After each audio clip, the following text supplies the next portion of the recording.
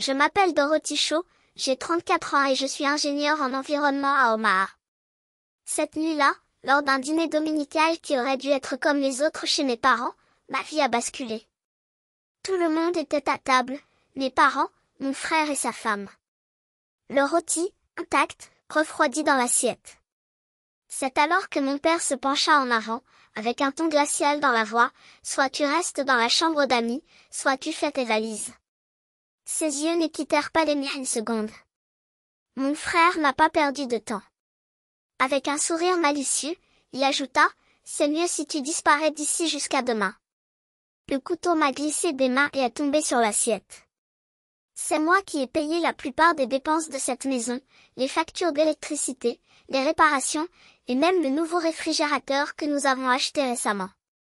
Pourtant, là-bas, j'ai été traitée comme une nuisance. La femme de mon frère me regardait avec un sourire triomphant, comme si elle venait de gagner un prix. J'ai essayé de me défendre, ma voix tremblante alors que j'énumérais chaque centime que j'avais investi dans cette maison. Mais mon père m'a simplement ignoré d'un geste de la main, c'est décidé. Ma mère restait silencieuse, les yeux fixés sur son assiette, évitant mon regard. Une vague de fureur m'envahit. Je me suis levée, j'ai attrapé mes clés et j'ai dit, d'accord, alors j'y vais. Le soir même, j'ai emballé tout ce que je possédais, la télévision, le canapé et même la cafetière, et j'ai franchi la porte de la maison qui était autrefois mon refuge. Une semaine plus tard, mon téléphone portable a vibré. C'était ma mère, la voix tendue.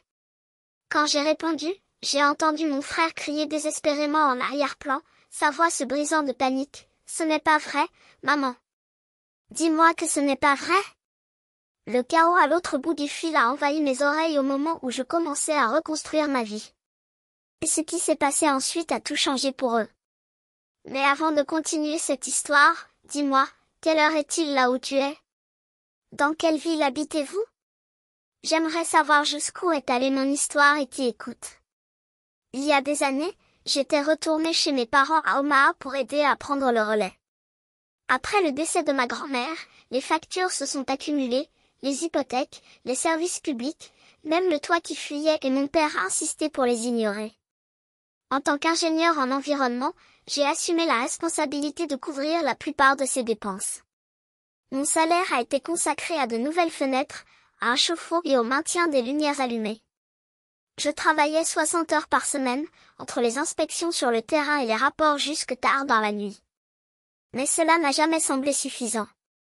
Mon père se contentait de hocher la tête lorsque je lui remettais les reçus, mais son attention était toujours ailleurs, sur mon frère, Justine.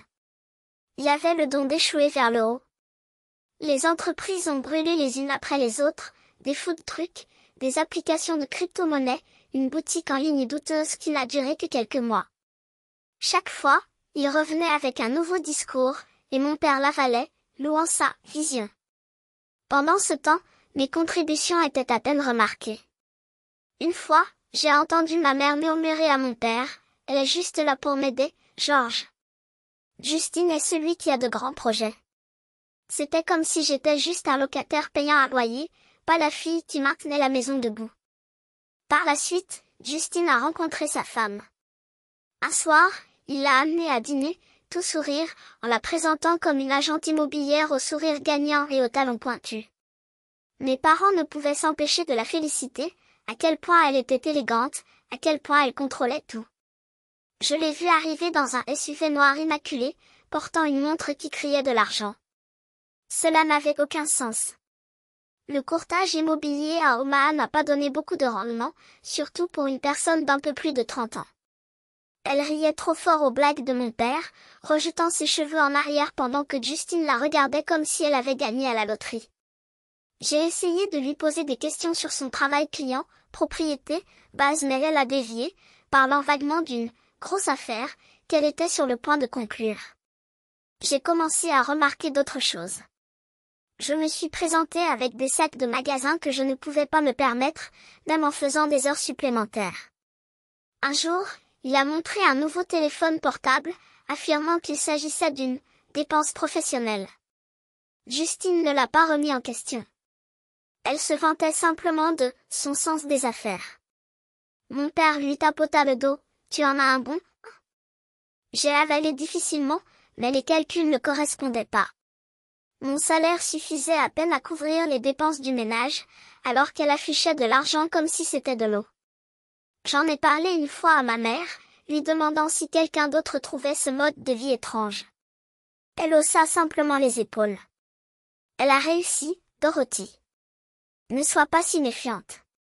Ce n'était pas seulement l'argent.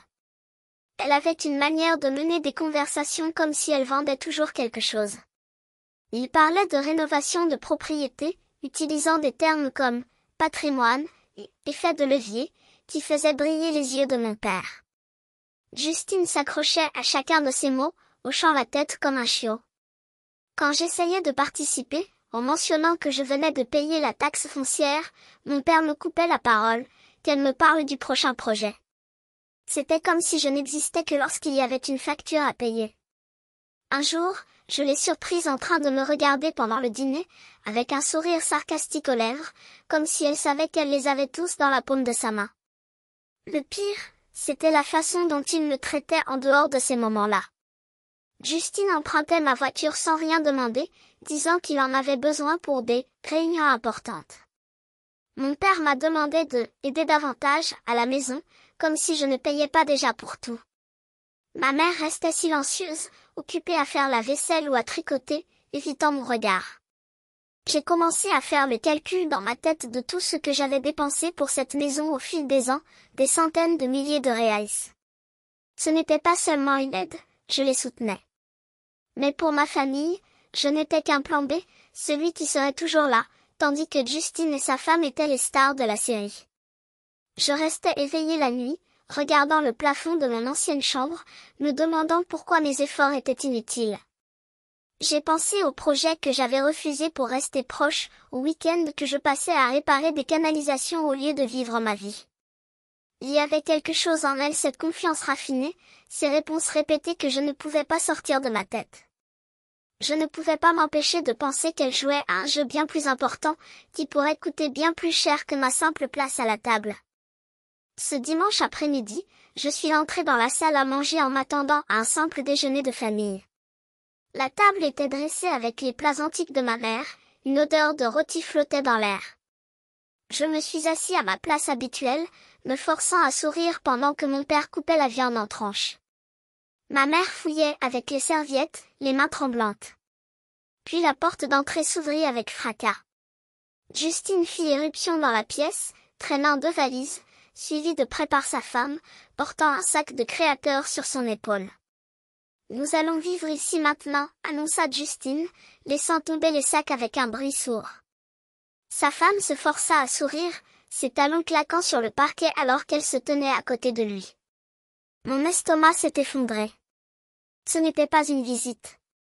Mon père n'a même pas scié. « Dorothy, dit-il sans lever les yeux de son assiette, tu peux rester dans la chambre d'amis ou déménager. » Sa voix était monotone, comme s'il lisait un télégramme.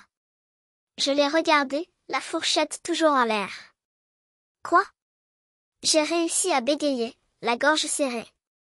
Justine s'adossa à sa chaise, souriant ironiquement. Allez, Dorothy. Tu n'as pas besoin de beaucoup d'espace. Nous commençons une nouvelle phase ici. Sa femme hocha la tête, ses yeux scrutant la pièce comme si elle planifiait déjà la rénovation. J'ai senti la chaleur monter dans ma poitrine, des années de ressentiment bouillonnant d'un seul coup. Attends une minute, dis-je, ma voix plus aiguë que je ne l'aurais souhaité. J'ai payé cette maison. L'éclairage, les réparations, l'hypothèque. J'ai acheté le réfrigérateur, le chauffage et même la peinture sur ces murs. Et maintenant, ils veulent que je dorme sur un canapé lit simple? Je me tournai vers mon père, m'attendant au moins à un accusé de réception, un clin d'œil qui dirait que tu as raison. Ils ont des projets. Des projets? Le mot a explosé dans ma tête comme un pétard. Les projets de Justine n'ont jamais duré plus d'une saison et j'ai toujours été le couvercle qui empêchait la cocotte minute familiale d'exploser.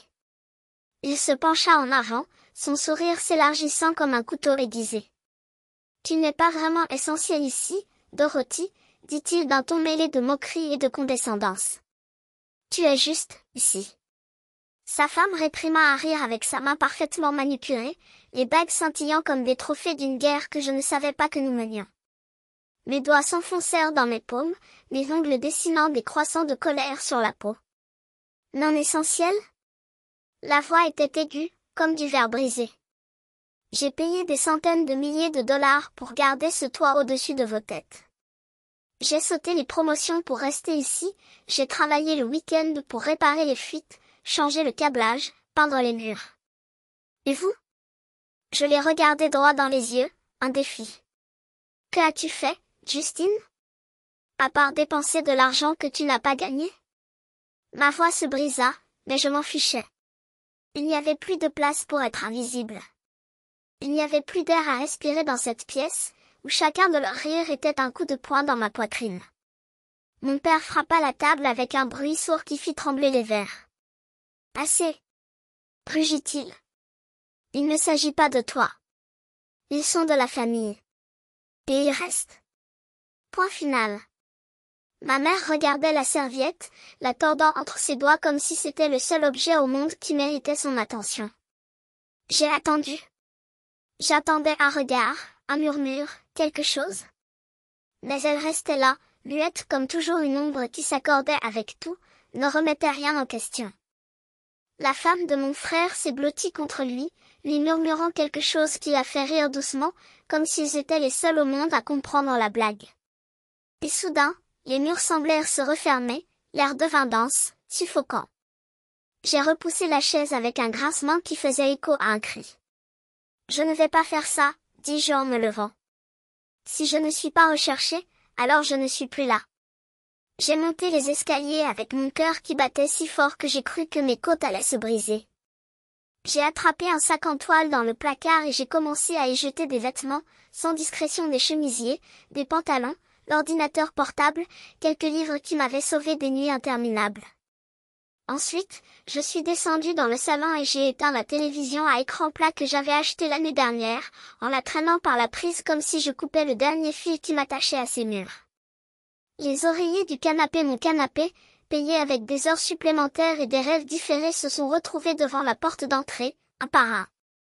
Justine m'a suivi en riant comme si c'était la comédie de l'année. « Tu prends le canapé ?» demanda-t-il avec incrédulité, comme si je volais la couronne de la reine. Je l'ai ignoré, portant mes affaires jusqu'à la voiture, mon dos me faisant mal sous le poids d'années de silence avalé. Mon père se tenait sur le pas de la porte, les bras croisés, le visage un masque de désapprobation. « Vous faites une scène ?» a-t-il dit, comme si j'étais un enfant capricieux et non une femme d'une quarantaine d'années qui les avait soutenus pendant une décennie. Je n'ai pas répondu. Il n'y avait plus de mots. J'ai chargé le dernier carton, j'ai cogné le coffre assez fort pour faire frémir la voiture et je suis sortie, la maison se rétrécissant dans le rétroviseur comme un cauchemar dont je m'éveillais enfin. Je ne quittais pas simplement une pièce. Ce n'était plus le pilier d'un château de cartes sur le point de s'effondrer. 4 jours plus tard, mon appartement d'Omaha sentait toujours la peinture fraîche et le café fraîchement moulu, une odeur de début, pas de fin. Gloria, ma collègue, avait trouvé l'annonce, un studio cosy, avec juste assez d'espace pour ma télé sauvée et le canapé qui occupait désormais le centre de la pièce, tel un trône d'indépendance. Elle est arrivée le premier soir, son rire chaleureux remplissant le vide des chambres encore vides alors qu'elle m'aidait à déballer mes bagages. « Tu dois sortir de cette tête, Dorothy, » dit-il en me lançant un dépliant pour un cours de yoga dans un studio voisin.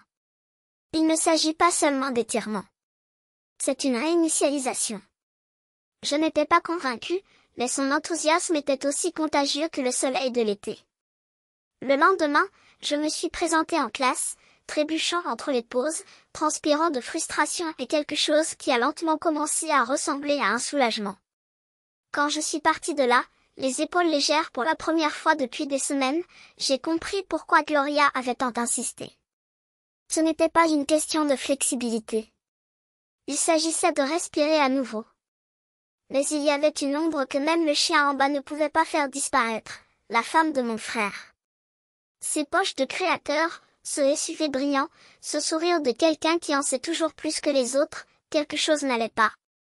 Et moi, qui avais passé des années à réparer les dégâts des autres, je ne pouvais pas ignorer l'odeur pourrie. J'ai appelé Michael, un ancien collègue de l'immobilier que j'ai rencontré lors d'une conférence il y a des années.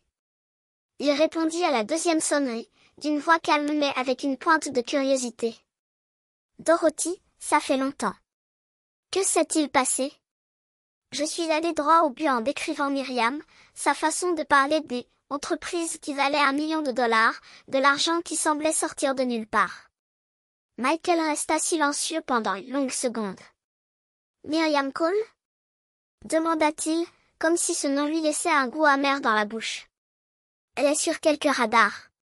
Son agence fait l'objet d'une enquête pour stratagème louche, revente de propriétés avec de faux avis, détournement de fonds de clients. Rien de prouvé pour l'instant, mais elle n'est pas du genre à être flairée.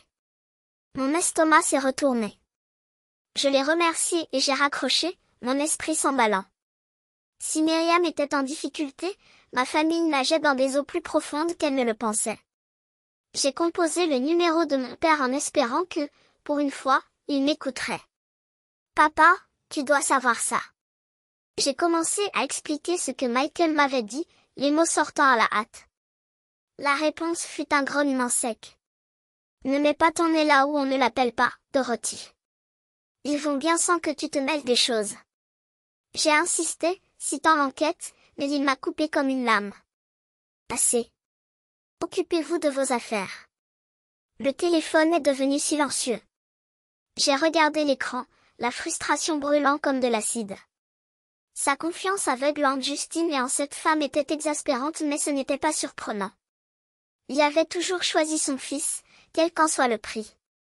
Ma mère était la suivante. J'ai appelé, espérant que cette fois elle briserait le silence.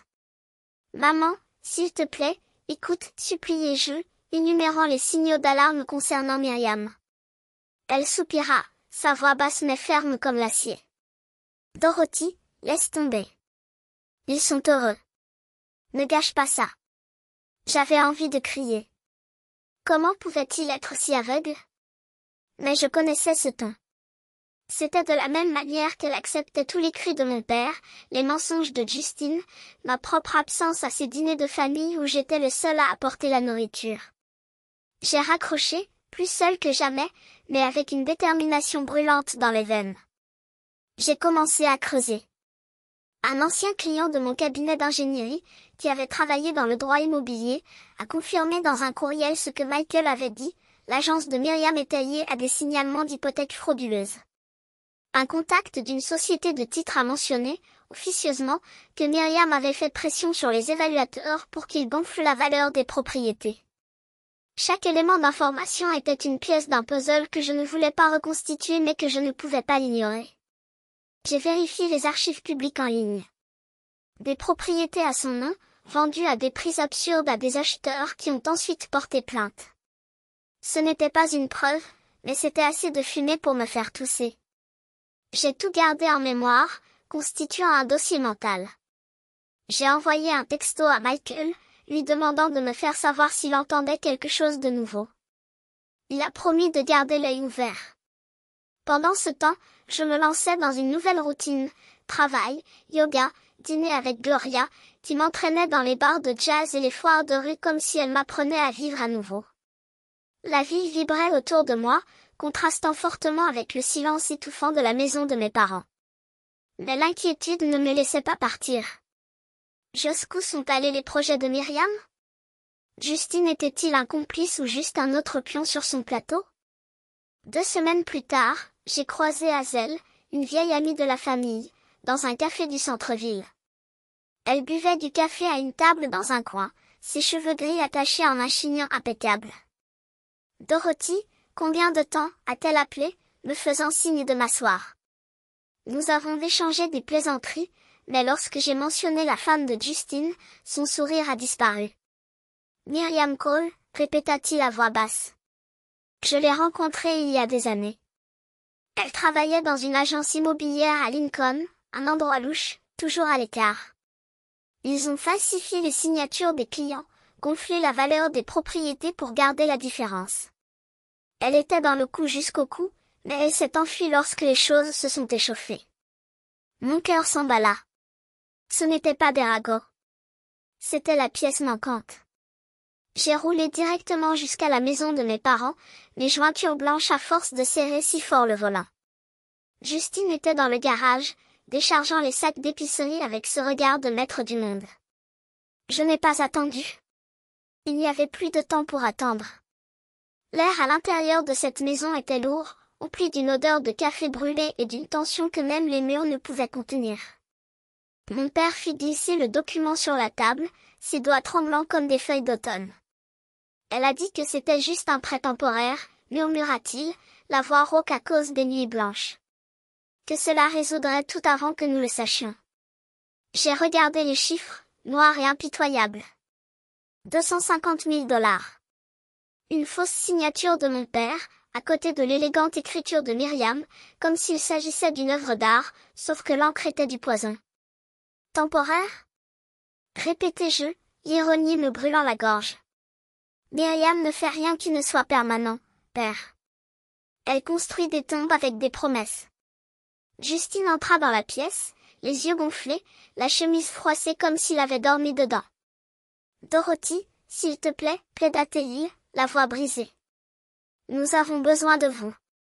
Les avocats ont dit que si nous pouvons prouver qu'elle a falsifié la signature de son père. Tu ne prouveras rien, pensais-je, mais je ne l'ai pas dit. Au lieu de cela, j'ai soulevé le document, laissant le papier craquer entre mes doigts. Vous avez signé ceci. Vous deux. Myriam a peut-être menti, mais vous avez pris la plume. La banque ne se soucie pas de, elle a dit. Elle s'en soucie. J'ai montré les signatures, une accusation silencieuse. Ma mère est apparue sur le seuil, les bras croisés comme si cela pouvait retenir le monde qui s'effondrait. Dorothy, ce n'est pas le moment de faire des cours, dit-elle, mais il y avait quelque chose de nouveau dans son ton, une fissure dans l'armure de déni qu'elle portait depuis des années. Qu'est-ce qu'on fait maintenant? Maintenant. Ce mot faisait mal. Maintenant, ils voulaient écouter. Maintenant, ils avaient besoin de moi. Mais j'avais déjà tout donné, les week-ends à peindre les murs, les économies qui étaient censées constituer ma retraite, les nuits blanches à étudier les lois sur les successions pour protéger ce toit. Et eux? Ils avaient choisi la femme qui souriait en signant l'arrêt de mort de notre histoire. Vous avez deux options, dis-je lentement, comme si j'expliquais aux enfants. Ils vendent la maison pour rembourser la dette et il leur reste un peu pour recommencer. Ou ils se battent au tribunal, dépensent tout en avocat, et à la fin ils perdent tout de même. Myriam doit déjà être dans un paradis fiscal, en train de se moquer de toi. Justine s'affala sur sa chaise, les mains couvrant son visage. Elle a juré qu'elle nous aimait. Elle aimait ton argent, corrigeai-je sèchement. Et tu l'as donné dans une assiette. Mon père m'a regardé et pour la première fois depuis des années, j'ai vu de la peur dans ses yeux. Pas la peur pour moi, mais la peur de lui. Et si nous perdons tout? Ils ont déjà perdu, dis-je en me levant. Ils ont perdu quand ils lui ont fait confiance plutôt qu'à moi. Je suis partie sans me retourner. Le soleil du matin tapait fort, mais je n'avais pas chaud. Juste un calme glacial, comme s'il avait enfin fermé une porte qu'il aurait dû verrouiller depuis longtemps. Dans ma voiture, j'ai appelé mon avocat. J'ai un enregistrement. Des aveux. Puis des preuves de fraude contre ma famille. Il a écouté en silence, puis a demandé, voulez-vous poursuivre en justice? J'ai pensé à leur visage à l'intérieur pâle, désespéré, comprenant enfin la taille du trou qu'ils avaient creusé. Non, répondis-je. Laissez-les récolter ce qu'ils ont semé. En rentrant chez moi, j'ai supprimé le numéro de mes parents de mon téléphone portable. Pas par colère. Pour la paix. Ils avaient fait leur choix. Maintenant, ils allaient vivre avec eux. Et moi? Pour la première fois depuis des années, je respirais sans sentir le poids d'une maison sur mon dos. Myriam a peut-être pris l'argent. Mais elle n'aurait jamais ce que j'avais récupéré ce matin-là, le dernier mot. Le compte qui contenait autrefois près de 200 $ pour ma retraite était vide, chaque centime était transféré à une entreprise liée au nom de Myriam. J'ai suivi la trace des transactions avec la précision d'un ingénieur démantelant une structure défaillante, chaque retrait, chaque transfert, chaque mensonge déguisé en document officiel. La maison que j'avais gardée à flot pendant des années, payant des factures en retard, réparant ce qui était cassé, était maintenant un gouffre sans fond au bord de la saisie. Justine se laissa tomber sur le canapé, les yeux rouges à cause des pleurs ou des nuits blanches. Dorothy, tu dois nous aider, plaida Théi, la voix se brisant comme du verre sous la pression. La banque prend tout. Nous n'avons rien. Je l'ai regardé. Le même frère qui, lors de ce dîner fatidique, s'était moqué de ma méfiance, me traitant d'envie lorsque je l'avais prévenu au sujet de Myriam. Aide. Ma voix était froide, tranchante comme de l'acier. Tu m'as dit que je n'étais pas indispensable, tu te souviens? Que ma place était dans la chambre d'amis ou dans la rue. J'ai choisi la rue. Maintenant tu veux que mon argent répare les dégâts? Il recula, mais insista désespérément, nous sommes une famille. Vous ne pouvez pas nous abandonner. Je secouai la tête. Tu as déjà fait ce choix pour moi. Mon père se tenait près de la fenêtre, les épaules voûtées, comme s'il portait le poids de toutes ses mauvaises décisions. J'avais tort, Dorothy, admit-il d'une voix basse et rauque. Je lui ai fait confiance. Je pensais que Justine et elle avaient tout sous contrôle. J'avais tort. Ces paroles faisaient mal, mais pas assez. Pendant des années, j'avais investi mes économies dans cette maison, travaillé des heures supplémentaires pour combler les trous qu'elles ouvraient, pour ensuite être repoussé lorsque Justine avait promis de l'or et que Myriam avait souri avec des dents pointues. Tu ne lui as pas seulement fait confiance, papa, dit-il sans pitié. Tu l'as choisi. Tu as choisi les rêves de Justine plutôt que ma réalité. Cela ne peut pas être réparé. Il m'a regardé, ses yeux suppliants, mais je n'ai pas cédé. Ma mère est arrivée de la cuisine, le visage strié de larmes qui n'ont pas pu effacer des années de silence. Dorothy, s'il te plaît, supplia-t-elle, la voix tremblante. Nous allons tout perdre. La maison, nos économies, tout est parti. Il a tendu la main, mais j'ai reculé. Son inaction cette nuit-là, son refus d'écouter mes avertissements, me blessèrent autant que le rejet de mon père. Tu ne voulais pas l'entendre, maman, répondis-je fermement. J'ai essayé de te prévenir à propos de Myriam, mais tu m'as dit de laisser ça tranquille. Maintenant, tu veux que je les sauve? Elle a pleuré en se couvrant le visage, mais ses larmes n'ont pas pu effacer le passé. J'ai parcouru la maison et vu les restes de ce que j'avais construit, les nouvelles fenêtres que j'avais payées, le réfrigérateur que j'avais remplacé, les murs que j'avais peints. Tout est désormais l'otage de la fraude de Myriam, hypothéquée par une banque impitoyable. Les avis menaçaient d'être exécutés dans quelques semaines si la dette n'était pas payée. Justine n'avait pas de travail, juste des excuses. La pension de mon père ne couvrait pas un dixième du trou. Ma mère gagnait des miettes dans un magasin de quartier. Ils étaient au bord de la faillite. Et pour la première fois, j'ai compris que je ne voulais pas les sauver. Non pas par manque de ressources, mais parce que cela ne devrait pas être le cas. Ma dette envers eux avait été payée en silence, dans l'humiliation, en étant traitée comme ma dernière option. J'ai quitté cette maison avec seulement le poids de ma décision. Dans mon appartement, j'ai regardé l'enregistrement des aveux de Myriam, ma seule arme. Il l'avait déjà envoyé aux enquêteurs, mais il ne lui rapporterait ni l'argent ni la maison. Ma famille a été brisée, non seulement à cause de sa trahison, mais aussi à cause des années où elle m'a traitée comme une assistante sociale avec un visage de fille. À Omaha, j'avais reconstruit ma vie. Un espace à moi, des choix à moi. 6 mois plus tard, assis dans mon appartement ensoleillé, j'ai partagé une bouteille de vin avec Gloria tandis que les plans de ma promotion, désormais ingénieur en chef, s'étalaient sur la table. L'augmentation permettra l'achat de nouveaux meubles, de cours de yoga et de dîners sans culpabilité. À toi, Dorothy, porta Gloria en souriant. Tu es en train de le tuer. Riez, prenez-le pour la première fois depuis des années. Mon bonheur n'était pas parfait, mais c'était le mien. J'ai appris par une connaissance qu'ils avaient perdu leur maison. La banque a tout pris après des mois de défaut de paiement. Ils vivaient désormais à l'étroit dans un loyer bon marché en périphérie.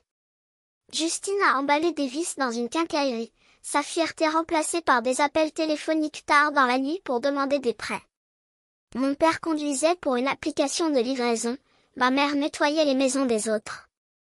Les dettes de Myriam les étouffaient, sans aucune épargne pour amortir la chute. Je ne leur ai pas parlé depuis ce jour. Justine a envoyé des messages demandant de l'argent ou un matelas, je l'ai ignoré. Mon père laissait des messages, sa voix moins autoritaire, mais je ne revenais pas. Ma mère a envoyé une lettre et une page d'excuses et de regrets qui est restée fermée sur mon comptoir. J'avais passé ma vie à porter leur fardeau, pour ensuite m'en débarrasser au moment où j'en avais le plus besoin. Couper les liens n'a pas été facile, mais c'était nécessaire. J'ai appris que la famille ne se mesure pas par le sang, mais par celui qui choisit d'être à vos côtés. Gloria l'a prouvé, donner sans rien demander en retour. Ils ont préféré les mensonges de Myriam à mes avertissements. J'ai payé le prix de leur cécité. Mais en m'éloignant, j'ai découvert quelque chose de plus précieux qu'une loyauté forcée, ma propre valeur. Fixer des limites ne consiste pas à fermer des portes, il s'agit de protéger ce qui compte vraiment.